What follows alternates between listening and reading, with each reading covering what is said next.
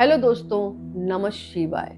दोस्तों, आज मैं आपको बताऊंगी माता सीता को क्यों रहना पड़ा था श्री राम जी से दूर। सभी को पता है कि माता सीता शादी के बाद कुछ दिन तो साथ रही, उसके बाद अलग ही अलग रही हो। तो उसके पीछे क्या कारण था?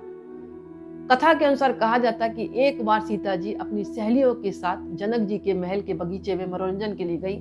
वहां पर एक वृक्ष पर उन्होंने तोते के एक जोड़े को देखा।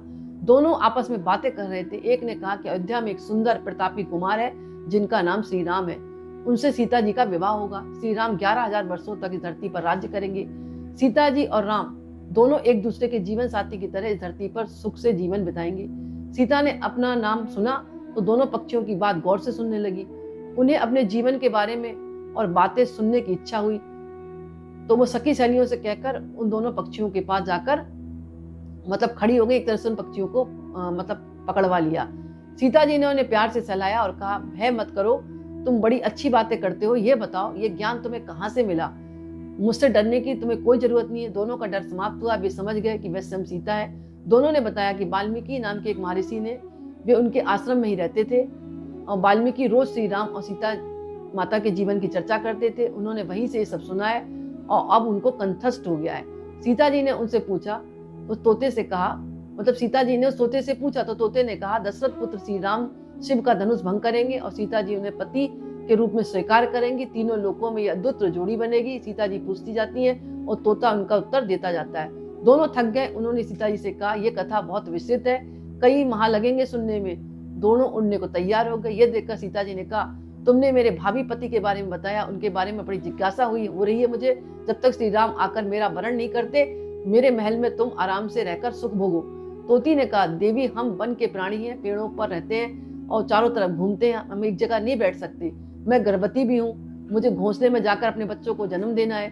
सीता जी नहीं मानी। तोते ने कहा, आप जिद ना करो, जब मेरी पत्नी बच्चों को जन्म दे देगी, मैं स्वयं आकर शेष कथा सुनाऊंगा। अभी तो हमें जाने दो। सीता जी ने कहा, ऐसा है तो तुम चले जाओ, लेकिन तुम्हारी पत्नी यही रहेगी, मैं इसे कष्ट ना दूंगी।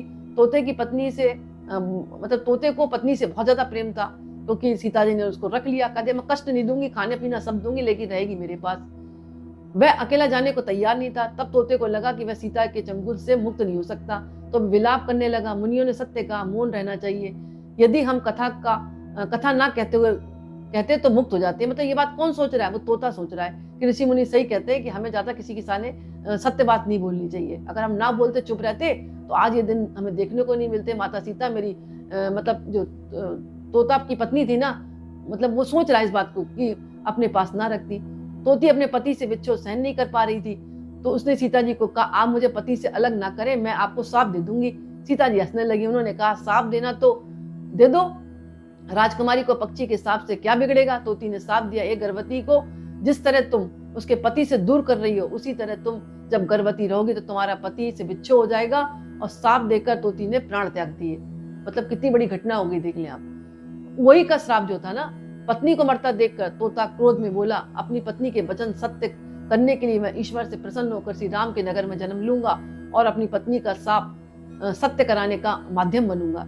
वही तोता बाद में अयोध्या का धोबी बना, जिसने झूठा लाछन लगाकर श्री राम को इस बात के लिए विवश किया कि वह सीता को अपने महल से निष्कासित कर दे। तो कर्म का हिसाब तो देना ही पड़ता है। माता सीता ने तोती को अपने पास रखा, तोते से अलग किया और गर्भवती स्थिति में तोती को अलग किया, तो तोती ने प्राण त्यागे। उसी प्रकार उसके तोती का जो पति था तोता, उसने भी कहा कि मैं भी ऐसी स्थिति पैदा कर दूंगा कि जो मेरी तोती ने भोगा है वही तुमको भोगना पड़ेगा। तो बाद में तोता जो था धोबी बना, और धोबी ने ही जब उल्टा सीधा बोला, तब भगवान श्री राम ने सीता को अपने घर से निष्कासित कर दिया। उस समय वो भी प्रेग्नेंट थी। तो दोस्तों, मेरा कहने का मतलब है, अपने कर्म ठीक रखो। कर्म से भगवान श्री राम भी नहीं बच पाए थे, तो हम सामान्य मनुष्य क्या है? तो जब भी काम करो तो अपने कर्मों पर ध्यान दो और अच्छा करो, लोगों का बुरा ना करो। हो सके जितना अच्छा कर सकते हो उतना अच्छा करो, अच्छा सोचो, अच्छा बोलो, अच्छा करो और सबके लिए भला करने की सोचो।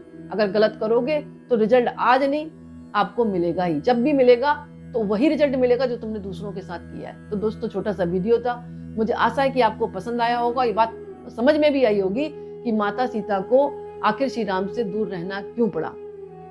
तो कमेंट्स में आप नमः शिवाय जरूर लिखें। बहुत बहुत धन्यवाद।